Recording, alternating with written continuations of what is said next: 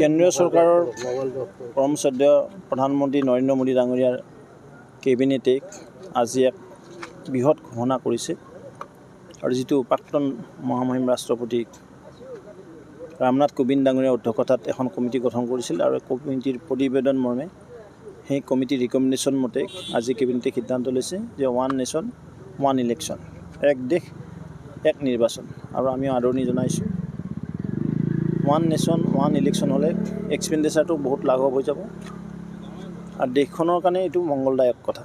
সেইকাৰণে মই দেশৰ সন্মানীয় প্ৰধানমন্ত্ৰী মোদী ডাঙৰীয়াক ধন্যবাদ জ্ঞাপন আৰু তেখেতৰ কেবিনেটক ধন্যবাদ জনাইছোঁ।